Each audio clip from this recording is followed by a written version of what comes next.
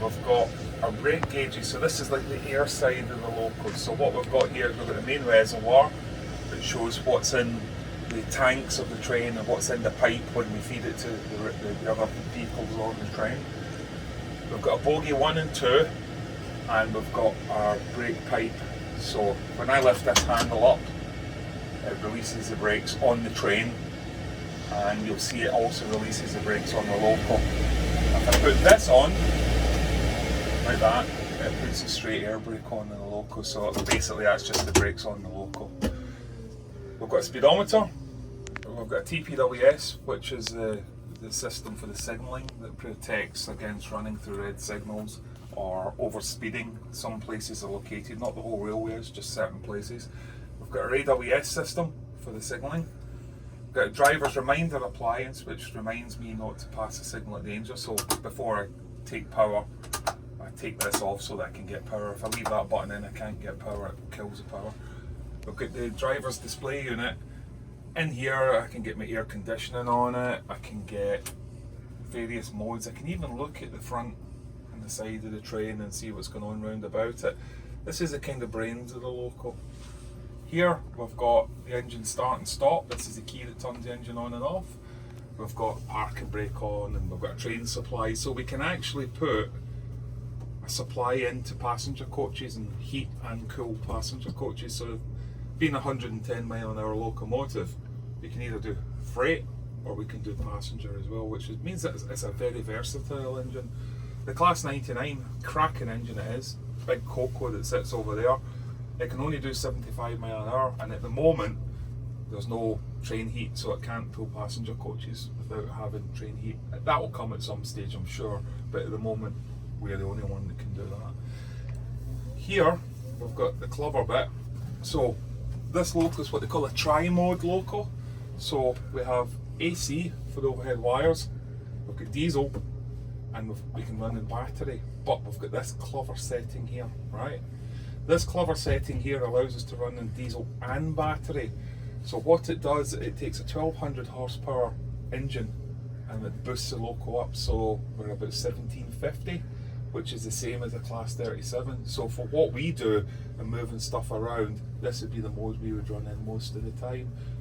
The engine's just a small engine, it lives in a cupboard back there. John will show you all this in a bit. So what we're going to do is, in a minute, we're going to go through, we're going to drive it up and down the track and all the rest of it. This controller is a power controller, so if I open it up I get power. If I push it that way I get a dynamic brake. So I can charge the batteries, and I can also, when we're under the overheads, put power back into the overhead wires. That's the reverser, it makes it go forwards and back. This is a train brake, which I showed you a minute ago, puts the brake on and off on the loco and the train. Straight air brake, we've done that. AWS reset for the warning system for the signalling, and what we'll do now is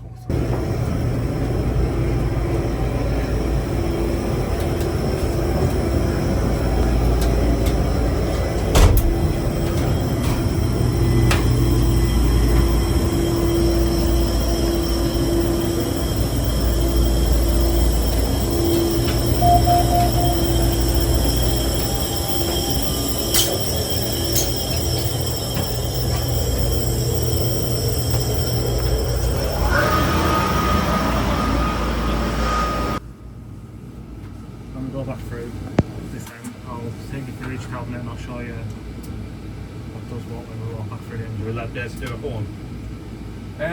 yeah, you can do a horn. If you want to do it now, do it now. Because we've got to watch, we don't frighten people too much. That's my job, frighten people. There we go. Okay.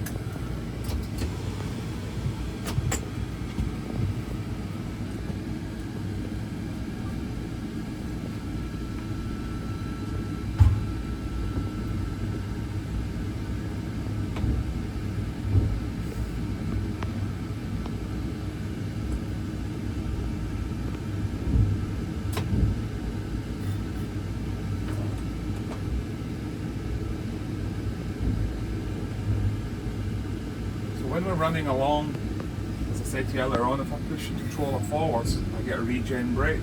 So what I can do now is I can start to top the battery up just by putting the brake on ever so slightly. And that slowly will top the battery up. And when we get down to about 2 miles an hour, we lose that ability.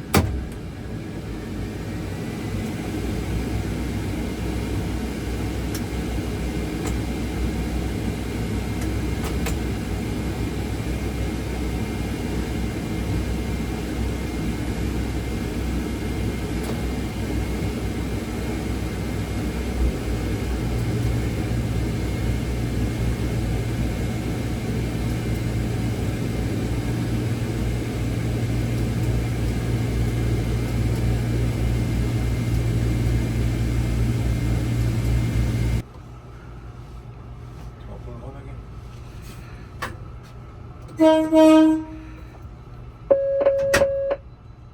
regulation horn, that.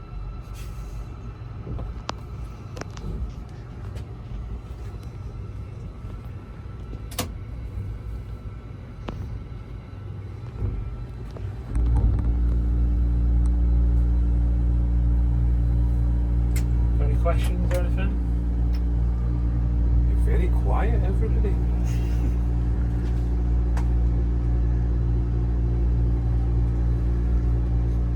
When you change to diesel, providing we're above 15 mile an hour, it's an automatic change. Because what happens is the motors generate the electricity as we're rolling along to keep this DC link in place.